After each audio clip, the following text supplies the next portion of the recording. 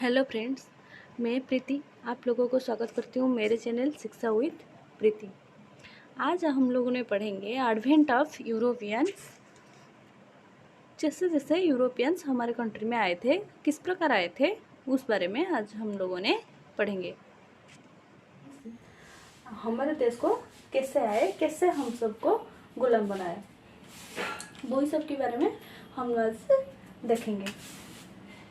पहले पढ़ेंगे पोर्तुगीज के बारे में। हम सबको पता है पहले हमारे देश को कि कौन आए थे, पोर्तुगीज लोग आए थे। पहले देखेंगे पोर्तुगीज।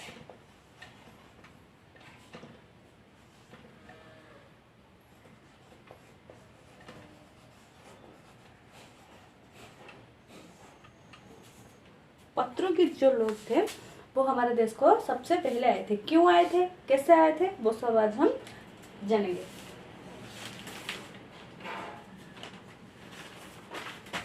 क्या हुआ, यहाँ पे होता है टर्की। क्या होता है, टर्की।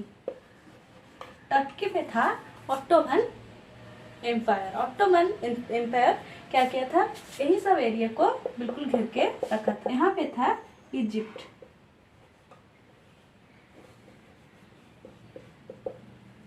इजिप्ट था यहाँ पे और टर्की था यहाँ पे। टर्की का जो एम्पायर था ऑटोमन एम्पायर, वो बिल्कुल इजिप्ट, टर्की ये सारी एरिया को घेर के रखा था। और यहाँ पे था रेड सी।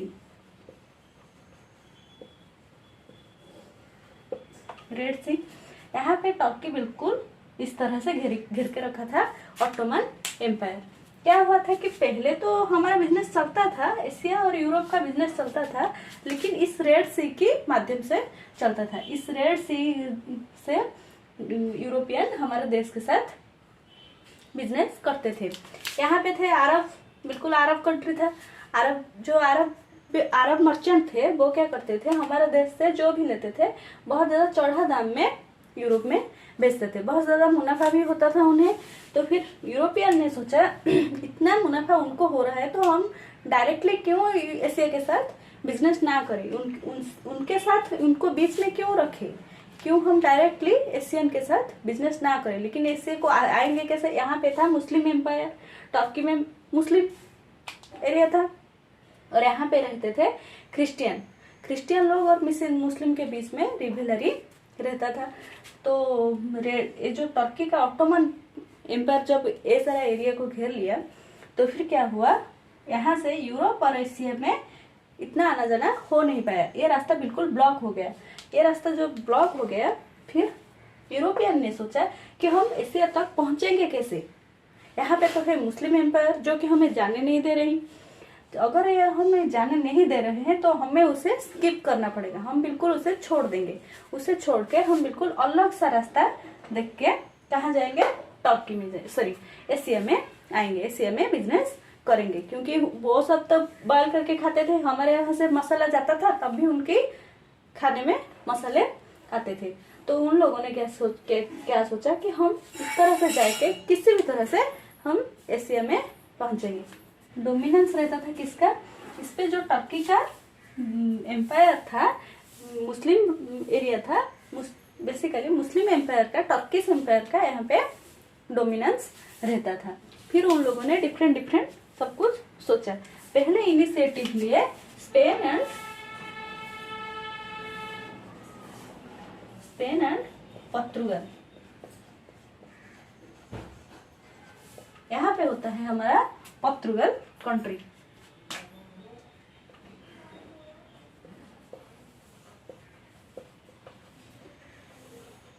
यहाँ पे आता है अटलांटिक ओशन। इस तरह से कैसे क्या हुआ, वो लोगों ने बीच में और जो यूरोपियंस थे वो उन्होंने क्या सोचा, पोर्तुगल और स्पेन को बोले कि तुम लोग इन्वेंट करो, तुम लोग एशिया को जाने की रास्ता निकालो, हम सब आपके साथ है। तो इसी बीच में बहुत सारा ट्रिटी हुआ उन लोगों के बीच। ट्रिटी की वजह से अटलांटिक ओशन में एक इमेजिनरी लाइन खींच दी गई, एक अपनी मर्जी से किसी भी तरह से खींच दी गई अटलांटिक ओशन पे। यहाँ पे आता है अटलांटिक ओशन। फिर क्या हुआ, अटलांटिक ओशन की जो ईस्ट में आता है, हम तो ईस्ट में आते ही है, अटलांटिक ओशन की जो ईस्ट में आता है उसकी जिम्मेदारी दी गई पोर्तुगल को जो वेस्ट में आता है उसकी जिम्मेदारी दी गई स्पेन को। स्पेन गया वेस्ट में, पोर्तुगाल आया ईस्ट में। तो फिर हमें डिस्कवर करने का जिम्मेदार किससे मिला? पोर्तुगाल को मिला कि पोर्तुगाल चलो तुम एशिया ढूंढो, क्योंकि तब तो इतना पता नहीं था कि पृथ्वी गोल होता है। लोगों को इतना नेविगेशन से प्रॉब्लम भी होती थी, डर भी लगता था कि सब सोचते थे पृथ्वी स्क्वायर है, इस तरह से स्क्वायर है, अगर हम जाएंगे तो नीचे गिर जाएंगे। फिर डिफरेंट टाइप की साइंटिफिक इन्वेंशन हुआ कि पृथ्वी, हमारा जो धरती है वो स्क्वायर नहीं, वो है राउंड। तो हम गिरेंगे नहीं, किसी भी तरह से गिरेंगे नहीं, हम जैसे भी जाएंगे इंडिया तक पहुंच जाएंगे। फिर हुआ यूं, यहाँ से स्पेन से निकले क्रिस्टोफर कोलंबस। 1492 में कोलंबस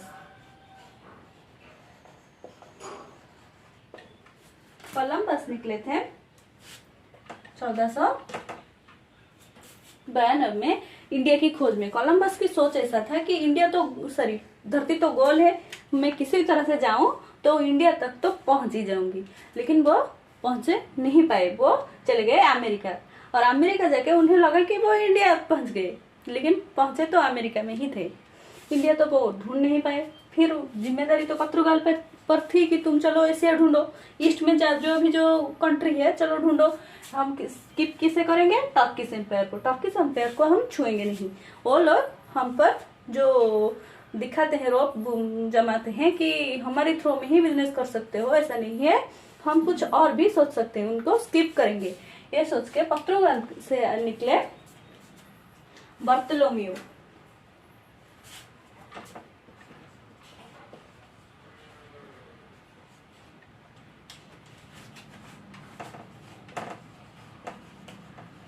बार्थोलोम्यू निकले, वो क्या किए? Cape of Good Hopes invent किए।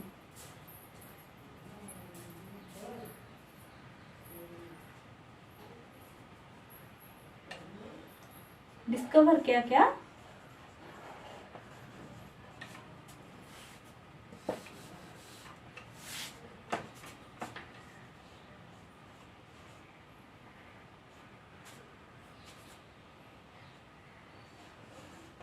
Cape of Good Hopes. ये कहाँ पे आता है? अफ्रिकार सदर्न पॉइंट, गोटे southern point, most southern point नुहे, बट अफ्रिकार सदर्न पॉइंट ये Cape of Good hopes.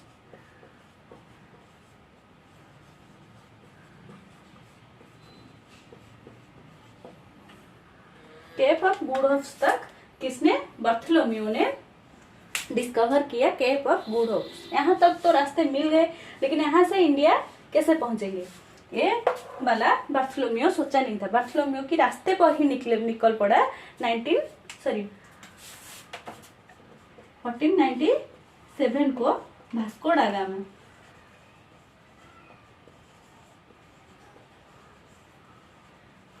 Vasco डा गामा कितने में निकला? 1497 को निकल कर यहाँ से आया, केप ऑफ गुड होप्स पर भी आया, आते आते वो इस तरह से हमारे इंडिया तक पहुंच गया। पहुंचा कहाँ? यहाँ केरला में एक जगह है, होता है कालीकट तक वो पहुंच गया। सो इंडिया को सी रूट किसने डिस्कवर किया? वास्को डा गामा। कितने में? यहाँ क्या कब पहुंचा कालीकट में वास्को डा गामा? 17 मई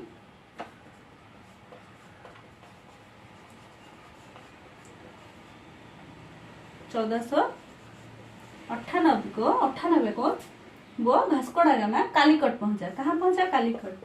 और इंडियन हिस्ट्री में, इंडियन और वर्ल्ड हिस्ट्री में एशिया के लिए सबसे बड़ा हिस्ट्री का बदलाव जो किया वो है वास्को डा गामा। मॉडर्न हिस्ट्री का रूपरेख ही बदल के रख दिया। क्या किया? यहाँ से घूम के हम तुम्हारे पास नहीं जाएंगे टर्किश एम्पायर, हम तुम्हारे पास नहीं जाएंगे, हम दूसरा रास्ता निकलेंगे। यहाँ से केप ऑफ गुड होप्स होके हम कालीकट तक पहुंच गए। कालीकट में उस टाइम पे एक हिंदू रूल करते थे जिनको जामोरिन कहा जाता था। क्या कहा जाता था कालीकट में? जामोरिन। जामोरिन जो है वो कोई नाम नहीं है, वो क्या है, एक रैंक है। जामोरिन का कोई नाम नहीं है, ये एक रैंक है। जामोरिन मीन्स क्या होता है, सी किंग।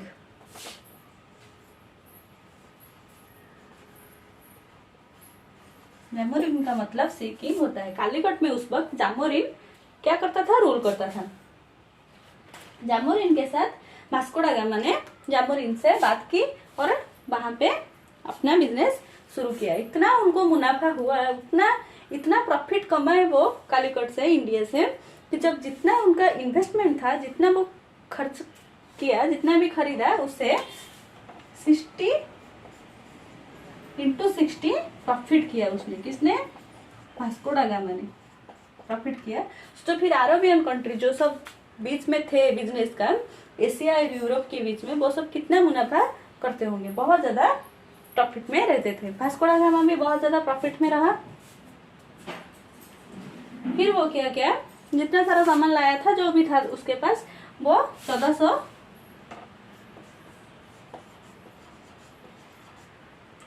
1499 को फिर रिटर्न चला गया अपना देश पुर्तगाल। वो चला गया, यहाँ से आया था इस तरह से, फिर वो वापस चला गया। फिर क्या हुआ, 1500 में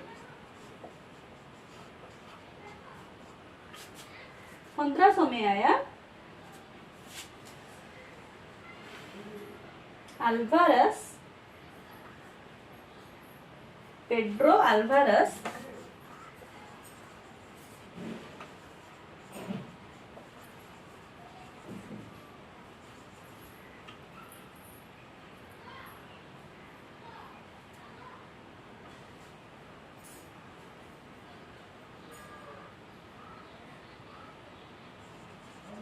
काब्रल। पेड्रो अल्वारस काब्रल आया 1500 में। जब वो आया, वो क्या कर चुका था, उससे पहले वो ब्राजील को डिस्कवर कर चुका था।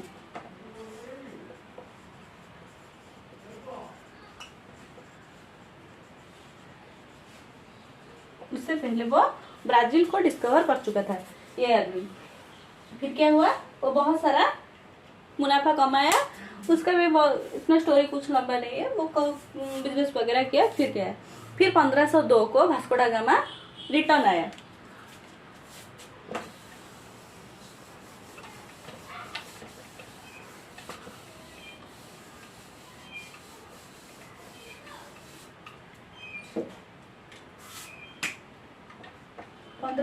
को फिर से वास्को दा गामा इंडिया आता है। क्या करता है, 1502 सेक्टर बिजनेस सेंटर से सब सेटअप कला। कोटी कोटी ट्रेड सेंटर,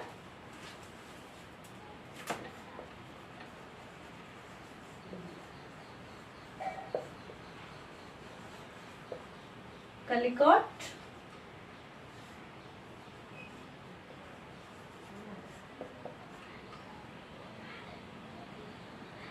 कोच्चि,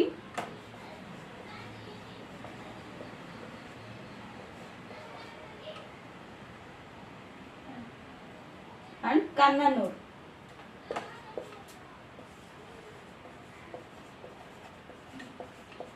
ये तीनटा को प्लेस रे वास्को दा गामा क्या किया, अपना बिजनेस सेंटर सब जो भी है उसे स्थापित किया। फिर क्या हुआ, बहुत ज्यादा इस तरह से पोर्तुगीज का रुतबा हमारे इंडिया पे चलने लगा। फिर उनका गवर्नर आया, फर्स्ट गवर्नर पोर्तुगीज का कौन है,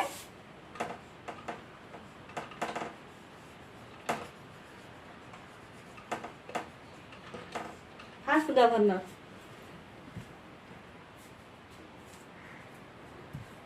उनका फर्स्ट गवर्नर आता है फ्रांसिस्को डे अल्मेइदा।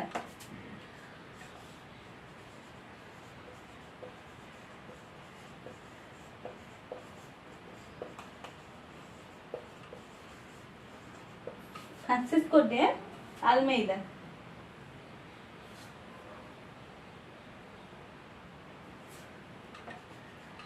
ये क्या करता है, इंडिया आके इजिप्ट, टर्की और गुजरात का एक अलायंसेस था। इजिप्ट, टर्की, गुजरात का जो मुस्लिम मुस्लिम मुस्लिम लोग थे, मुस्लिम मिलिट्री को ये डिफीट किया। किसने? अल-माइदा ने। अल-माइदा ने और क्या किया? ब्लू वाटर पॉलिसी किया। ब्लू वाटर पॉलिसी के चलते जो हमने ये रास्ता निकाला, ये रूट निकाला, फिर जो भी इस रूट में यूरोपियन आएगा, जो भी होगा वो हमसे परमिशन लेना पड़ेगा। उसे बोला गया ब्लू वाटर पॉलिसी। वो अल-माइदा की टाइम पीरियड पे ही वो अल-माइदा की द्वारा किया गया।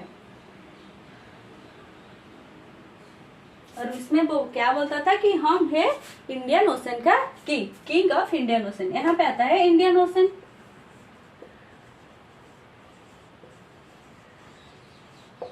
यहाँ पे हमारा इंडियन ओशन होता है। इंडियन ओशन का हम किंग है। किसने? इस ब्लू वाटर पॉलिसी की चलते हुए अल-माइदा ने ये बोला। फिर अल-माइदा के बाद आया, अल-माइदा तो बहुत ही अर्ली स्टेज पे मर गया। 1510 को वो मर गया। फिर 1509 में और एक गवर्नर आया, सेकंड गवर्नर जो आया वो है, उसका नाम है अल्फोंस डी। बहुत ही ज्यादा गंदा प्रोनाउंसिएशन है पोर्तुगल का।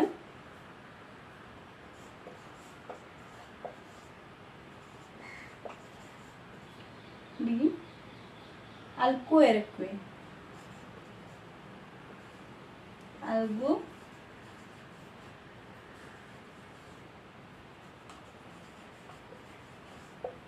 ये आया 1509 में, सेकेंड गवर्नर बन के ये आया। फिर क्या हुआ? जिसे कि real founder of Portuguese colonial empire भी बोला जाता है। और क्या हुआ? ये कैप्चर किया किसे? गोवा को।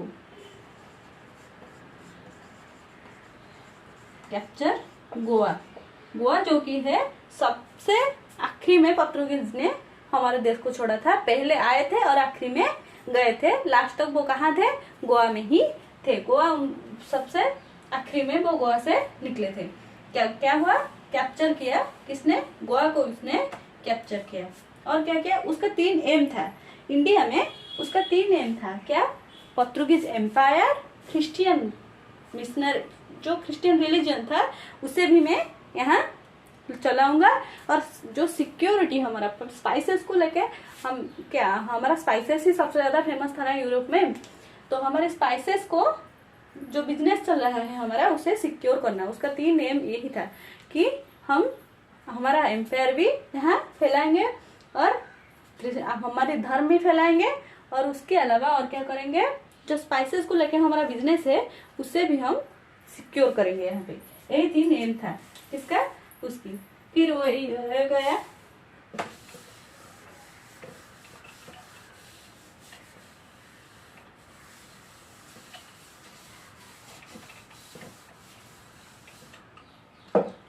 उसके बाद आता है नीनो दा कुन्ना।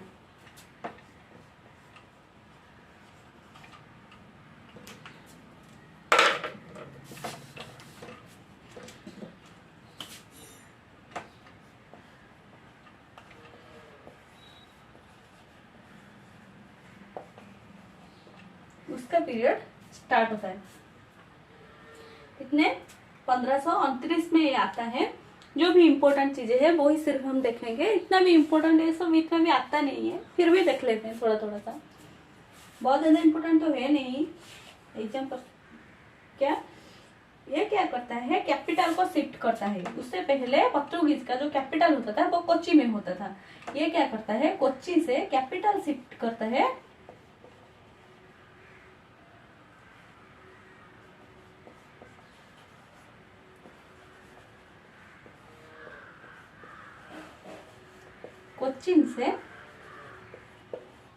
कोच्चिन टू गोवा। ये क्या करता है, कोचिन टू गोवा तक अपना कैपिटल शिफ्ट कर लेता है। जो उनका हेडक्वार्टर कोचिन में होता था उसे वो ट्रांसफर करके गोवा तक ले आता है। कौन, ये नीनो दे कुन्हा। फिर क्या करता है, ये जीतता है। गोवा तो पहले से ही जीत चुका था, उससे पहले जीता जा चुका था पोर्तुगाल के द्वारा। फिर ये जीतता है डामन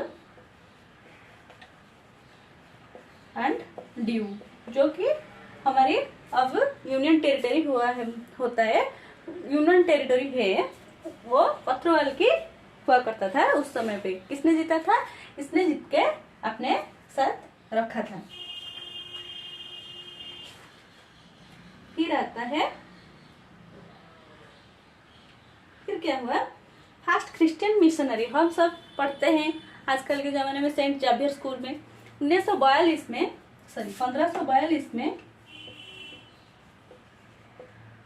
आता है क्रिश्चियन मिशनरी को प्रचार करने वाला, क्रिश्चियन मिशनरी को ज्यादा फर्स्ट टाइम इंडिया में लाने वाला आदमी मार्टिन अल्फांसो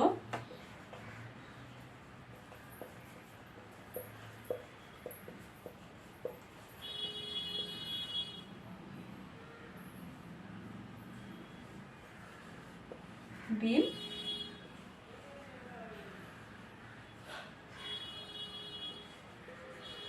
सोचा। ये कितने में आता है, 1542 में। ये क्रिश्चियन मिशनरी को फर्स्ट टाइम इंडिया को लाता है। क्या, कौन लाता है,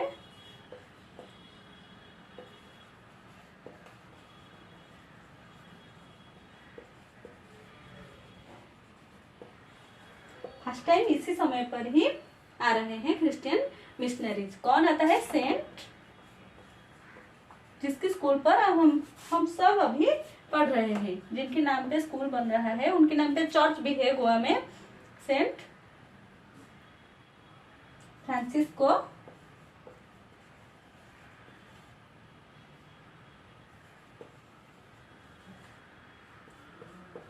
जावियर, जिसके नाम पे स्कूल है और हम सब अभी उस स्कूल में पढ़ रहे हैं। स्कूल भी है, कॉलेज भी है, saint Xavier college, saint Xavier school, इसी के नाम पर ही किया गया है। यहाँ पे वो आया था फर्स्ट टाइम आया था इंडिया में क्रिश्चियन मिशनरी को लेके।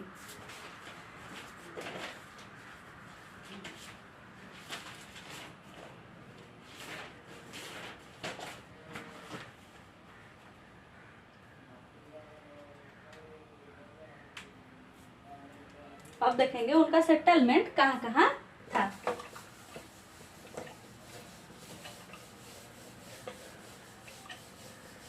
जो पोर्तुगीज की सेटलमेंट था वो कहाँ कहाँ था, अब हम देखेंगे।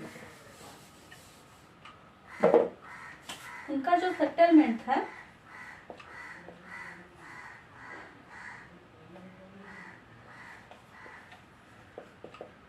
वेस्ट कोस्ट में था और ईस्ट कोस्ट में था। ये है हमारा इंडिया, यहाँ पे ईस्ट कोस्ट आता है, यहाँ पे वेस्ट कोस्ट आता है, यहाँ पे अरेबियन सी, यहाँ पे बे ऑफ बंगाल। वेस्ट में था गोवा तो था ही, उनका हेडक्वार्टर था, कैपिटल था गोवा। कोच्चि, डामन, दीव,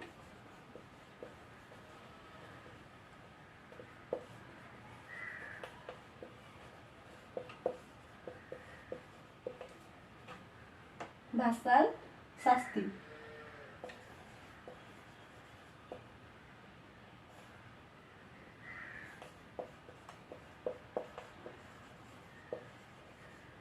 ये सब उनका वेस्ट में था। ईस्ट में था, ईस्ट कोस्ट में उनका था हुगली,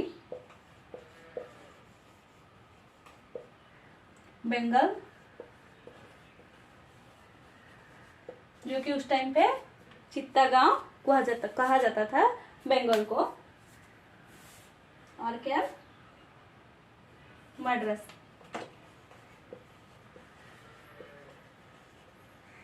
ये तीनों में, ये ही सारी जगह में उनका सेटलमेंट हुआ करता था। किनका, पोर्तुगीजों की। पोर्तुगीज क्या हुआ, उनके डिक्लाइन किस तरह से हुए, वो लोग बहुत ही ज्यादा डोमिनेटिंग थे। वो क्रिश्चियन को बहुत ज्यादा प्रोमोट करते थे। इतना प्रोमोट करने, इंडियंस को तो अपना रिलीजन के ऊपर कोई हस्तक्षेप करे ऐसा बर्दाश्त होगा नहीं। तो फिर उनकी जो डोमिनेंस पावर था, क्रिश्चियन को इतना ज्यादा महत्व देते थे, इतना ज़्यादा स्प्रेड करने की कोशिश करते थे, तो उनकी वजह से शायद ही उन लोगों ने यहाँ पे चल नहीं पाई। और दूसरी यूरोपियंस पे आना शुरू हो गया धीरे धीरे, जब से यूरोप निकल ही आया है फिर दूसरी यूरोपियंस पे आने लगे, उनके साथ बहुत सारा रिवेलरी हुआ, उसी चक्कर में वो जीत नहीं पाए। ज़्यादा दिन यहाँ पे उनका डिक्लाइन हो गया, ज़्यादा दिन यहाँ पे वो टिक नहीं पाए। कंपटीशन हुआ दूसरी यूरोपियंस के साथ, और क्या हुआ 1631 में क्या हुआ,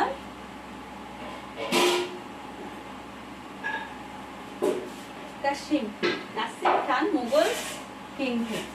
उस टाइम पे मुगल एम्पायर में एम्पोरर कौन थे, कासिम खान, जो कि उनसे क्या ले गए, हुगली ले गए। हुगली तो उनसे चला गया। फिर क्या हुआ, बॉम्बे को तो उस टाइम पे कुछ वैल्यू था ही नहीं। अब की बॉम्बे और तब की बॉम्बे बिल्कुल ही अलग थी। अभी बॉम्बे का सबसे ज्यादा इकोनॉमिकली देखा जाए तो सबसे ज्यादा महत्वपूर्ण सिटी कोई है तो बॉम्बे है, लेकिन उस टाइम पे बॉम्बे का इतना कुछ था नहीं। तो फिर बॉम्बे का क्या हुआ, बॉम्बे को दे दिया गया 1661 में बॉम्बे को दे दिया गया, किससे, ब्रिटिश प्रिंस को दहेज के तौर पर बॉम्बे दे दिया गया। तो इस तरह से उनसे मुंबई भी छीन गई। मुंबई भी रहा नहीं था उनके पास, लेकिन बाद में मुंबई रहा नहीं। मुंबई का तो कोई महत्व ही नहीं था, दहेज पे भी दिया जाता था। मराठा ले गए उनसे 1739 को मराठा उनसे ले गए शास्त्री एंड भाषण। फिर रह क्या गया, 1961 तक उनके पास था गोवा, दामन, दीव, ये सब उनसे कोई नहीं लिया था। वो आखिरी तक इन तीनों में अपनी बिजनेस चलाते रहते थे। फिर सबसे आखिरी में सब सारी यूरोपियन जब चले गए, सबसे लास्ट में इन लोगों ने ही यहाँ से गोवा से हमारा देश छोड़े थे। फिर देखते हैं हम उनसे हमारे देश के लिए वो किए क्या, हमें क्या क्या दिए। उनका हमारे देश में आके क्या इंट्रोड्यूस किया जो हमारे पास पहले नहीं था, क्या क्या खेती किया। यहाँ पे जब आके वो रहे, फिर क्या किए, इंडियन लेडीज से शादी भी किए, उनके बच्चे वगैरह हुए, उनका रिलीजियस कल्चर सब हम अडॉप्ट करने लगे। उस तरह से क्या हुआ, यहाँ पे वो खेती करने लगे। वो पोर्तुगाल को अपना देश मानना छोड़ के दिए, सोचने क्या लगे कि इंडिया ही हमारा देश है। यहाँ पे क्या क्या खेती किया, टोबैको को इंट्रोड्यूस किया, chilli,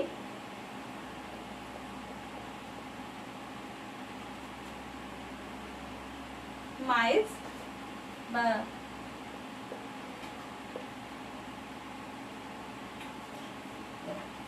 pineapple,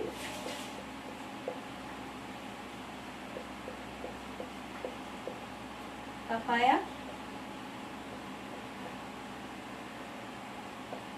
most important potato. उससे पहले हमारे देश में पोटैटो था ही नहीं। हम पोटैटो की जरूरत को कैसे पूरा करते थे कि स्वीट पोटैटो को हम पोटैटो की तरह व्यवहार करते थे, यूज करते थे। उससे पहले हमारे पास पोटैटो था ही नहीं। अब अगर लगता है पोटैटो नहीं है तो फिर हम कैसे खाना बनाएंगे, पोटैटो के बगैर हमारा खाना ही अधूरा है। और क्या, प्रिंटिंग प्रेस भी उन लोगों ने ही इंट्रोड्यूस किया था। फर्स्ट टाइम इंडिया में प्रिंटिंग प्रेस पोर्तुगीज ने ही इन्वेंट किया था। कहाँ पे, गोवा पे। गोवा तो उनका था इंडिया कैपिटल, हेडक्वार्टर था, गोवा उनका फेवरेट प्लेस था। तो जो भी करते थे ज्यादातर गोवा में ही करते थे। कब किया था, 1556 में। ये सब उनका हमारे इंडिया के लिए दान था। और इतना है पोर्तुगीज हमारे देश में कैसे आए, कैसे उनका डिक्लाइन हुआ। अगर आपको हमारा स्टडी अच्छा लग रहा है तो हमारे चैनल को सब्सक्राइब कीजिए, वीडियो को लाइक कीजिए, शेयर कीजिए। जो भी आपका डाउट रहेगा आप हमें कमेंट सेक्शन में पूछ सकते हैं।